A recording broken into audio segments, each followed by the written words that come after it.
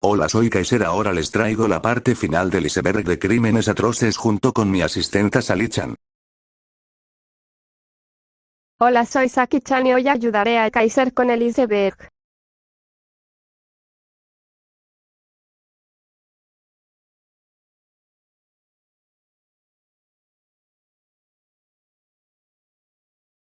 Josef Mengele nació en Günzburg, Baviera, en 1911. Estudió medicina en las universidades de Múnich y Bonn desde 1929 hasta 1932. Aprobó sus exámenes para ser doctor en 1932, y también, antes de continuar sus estudios de medicina, estudió antropología en Viena y Múnich. Ejerció como médico durante la Segunda Guerra Mundial en el campo de concentración de Auschwitz, que se encontraba en Polonia, lugar donde más de 1 millón de prisioneros, en su gran mayoría judíos, fueron ejecutados. ¿Cómo odiábamos a ese curandero? Profanó la sagrada palabra ciencia. ¿Cómo odiábamos su pelo peinado con raya, su altanería, sus silbidos continuos, sus órdenes absurdas y su fría crueldad? La enfermera rumana Olga Lengyel describió así en una entrevista a quien fuera su jefe en el campo de concentración de Auschwitz, el Dr. Josef Mengele, cuyo nombre continúa siendo hoy sinónimo de barbarie, locura y muerte. Tras estudiar medicina y doctorarse en 1935, Mengele se afilió al partido nazi en 1937. Al principio de la Segunda Guerra Mundial, fue enviado al Frente del Este, pero su experiencia bélica fue corta, porque en 1942 regresó a Alemania para trabajar en el Departamento Central para la Raza y la Depoblación. Después, pidió como destino el campo de concentración de Auschwitz, en Polonia, para proseguir allí sus experimentos sobre genética y eugenesia. El Auschwitz que Mengele halló en mayo de 1943 era una inmensa cárcel de varios kilómetros de extensión, rodeada de alambradas, con 5 crematorios y varias cámaras de gas. Albergaba a 140.000 prisioneros.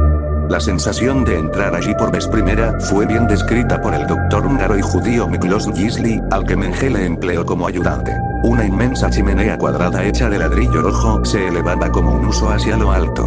Una ligera brisa trajo el humo hasta mí. La nariz y luego la garganta se me llenaron del hedor nauseabundo de carne quemada y pelo chamuscado.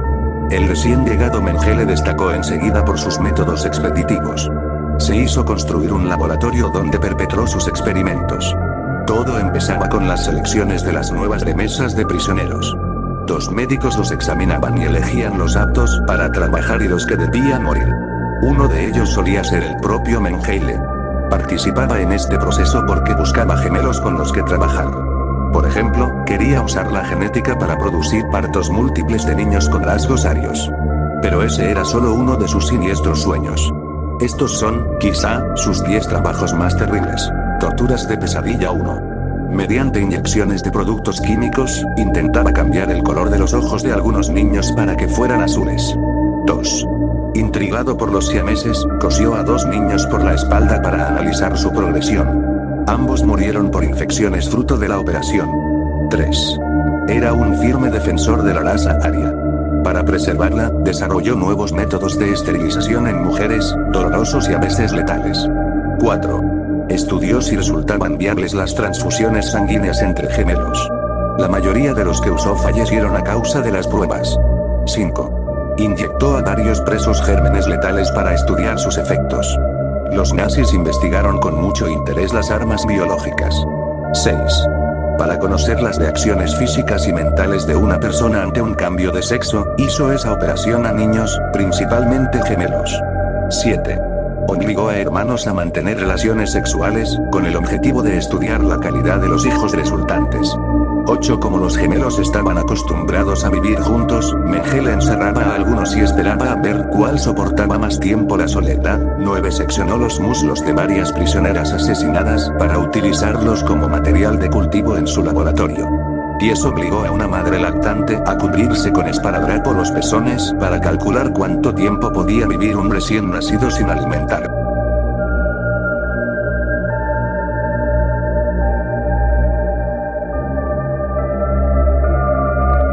Shirishi Shibayama, 25 de junio de 1892, Tokio, 9 de octubre de 1959, fue un microbiólogo japonés al mando del Escuadrón 731 del Ejército Imperial japonés, culpable de efectuar experimentos con humanos y de crímenes de guerra durante la Segunda Guerra Sino-Japonesa. Shirishi fue el responsable de la creación y desarrollo de un ambicioso programa de investigación de armas biológicas y químicas en el marco del cual se crearon una serie de centros de investigación que utilizaban para sus experimentos a gran escala seres humanos.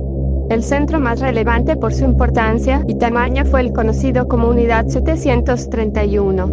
Los experimentos realizados, en los que murieron miles de hombres y mujeres de todas las edades, fueron similares a los realizados por médico y criminal de guerra alemán Josef Mengele. Se estima que entre 1936 y 1945, en el marco de estos programas, fueron las muertes causadas por el Escuadrón 731, fueron de unas 200.000 que llegarán a las 580.000 si se contabilizan las muertes por las diferentes epidemias que provocaron. Shirishi fue detenido en 1946 por las Fuerzas Armadas de Estados Unidos y juzgado en los llamados Juicios de Tokio, Tribunal Penal Militar Internacional para el Lejano Oriente, TIPLE, donde negoció su inculpación e inmunidad a cambio de los datos sobre guerra biológica obtenidos de sus experimentos con seres humanos. Él, como la mayoría de los integrantes del Escuadrón 731, a excepción de 12 oficiales japoneses de bajo rango, fueron juzgados por la Unión Soviética en Khabarovsk, Siberia, en 1949, nunca fueron juzgados por crímenes de guerra y muchos de ellos continuaron su actividad investigadora después de la guerra, siendo incluso protegidos. Shirishi abrió una clínica de atención gratuita y murió en Tokio de un cáncer de garganta en 1959. Los orígenes de esta unidad hay que situarlos en el contexto de la expansión del Japón imperial en el continente asiático durante los años 30 y que no concluyó hasta el fin de la Segunda Guerra Mundial, en 1945. En septiembre de 1931, los japoneses invadieron la región de Manchuria, en el norte de China, e instauraron un estado títere comandado por el antiguo emperador chino Puyi. Los historiadores calculan que más de 10 millones de chinos fueron movilizados por el ejército imperial japonés para hacer trabajos forzados en unas condiciones infrahumanas, por no hablar de los distintos episodios de matanzas y violaciones indiscriminadas contra civiles una vez estalló la Segunda Guerra Sino-Japonesa, en 1937, y la Guerra Mundial, 2 años después. En este contexto, en torno a 1932, nació un grupo de investigación antiepidémica en la región, un laboratorio que en teoría debía prevenir de posibles expansiones de enfermedades, pero que no era otra cosa que un centro para estudiar las posibilidades de una futura guerra biológica. Al frente se situó Shiro Ishii, un médico del ejército que promovió entre los altos mandos la idoneidad de esta modalidad de guerra que, por así decirlo, estaba de moda en el mundo científico.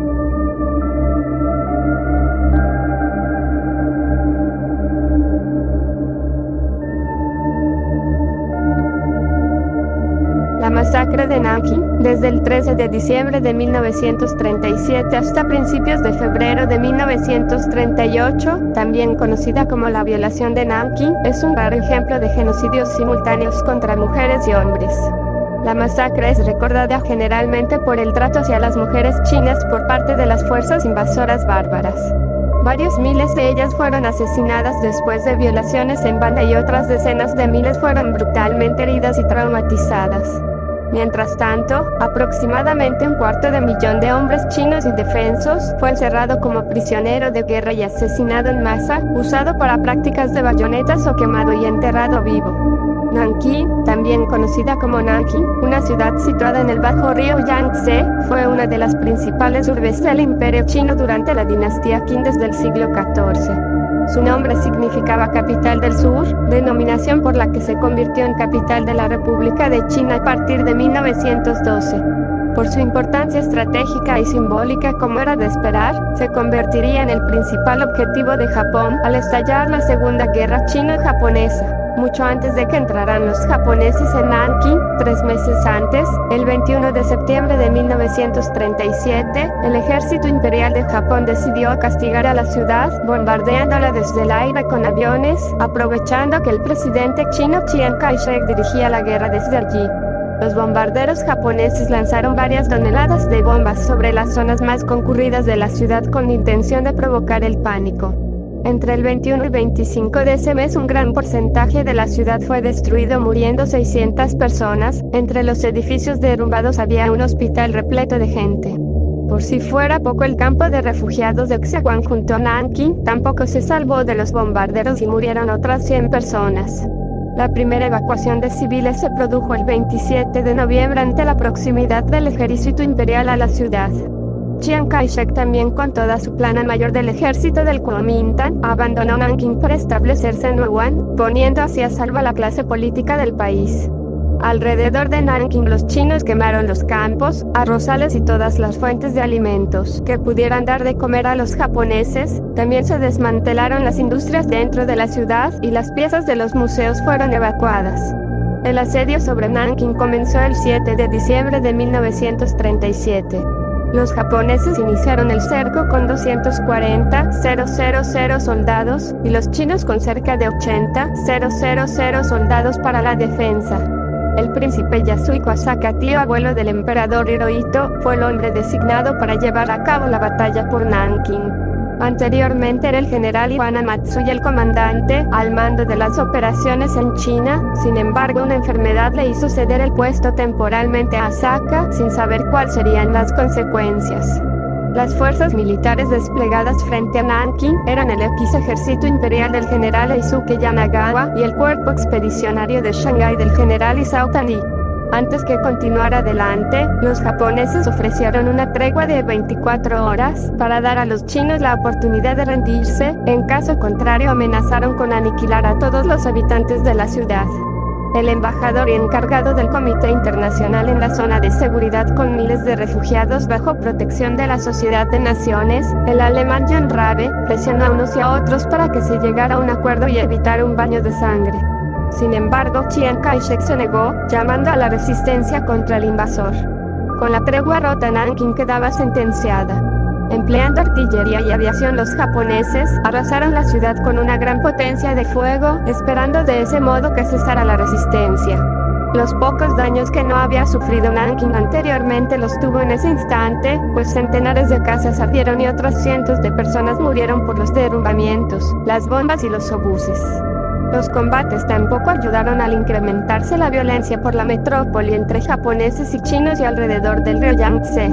Un suceso que provocó protestas internacionales fue el hundimiento el 12 de diciembre de un barco de guerra estadounidense, el cañonero Uspanay, por un error de la aviación japonesa que causó la muerte a 3 estadounidenses, aunque por suerte para Japón la equivocación se saldó pagando $2 millones a los Estados Unidos, que, debido a la inflación, en 2016 equivalen a $16,62 millones. Finalmente, el 13 de diciembre de 1937, con la caída del fuerte Wanhua Gate y los desembarcos en el río Yangtze, los japoneses entraron victoriosos en Nanking. Las matanzas empezaron el mismo 13 de diciembre de 1937, fecha trágica para China. Las primeras víctimas no fueron civiles, pues nada más llegar los japoneses lo primero que hicieron fue apresar a decenas de miles de soldados chinos pertenecientes al ejército nacionalista del Kuomintang que se habían rendido. Japón había firmado la Convención de Ginebra para la protección de prisioneros décadas atrás. Sin embargo, al iniciarse la guerra contra China, realizó una maniobra legal para que no se cumpliera. A la mayoría de prisioneros que cayeron en manos japonesas, se les ataron las manos a la espalda y se los llevó a las orillas del río Yangtze, donde se les disparó para que cayesen al agua sin vida. A otros, para ahorrar munición, se les clavaba la bayoneta o espadas mientras estaban atados a los árboles. Cerca de 12,000 chinos de los apresados fueron ejecutados en el llamado reguero de los 10 cadáveres, una inmensa fosa común de 300 metros de largo por 5 de ancho, que posteriormente fue tapada por tierra para desviar la atención del crimen. Otros de los soldados chinos capturados, exactamente 1.300 de ellos, fueron ejecutados en la puerta de Taiping delante de varios civiles. También varios grupos más fueron pasados por ametralladoras, muriendo cada 10 minutos 200 prisioneros chinos por las ráfagas de estas armas.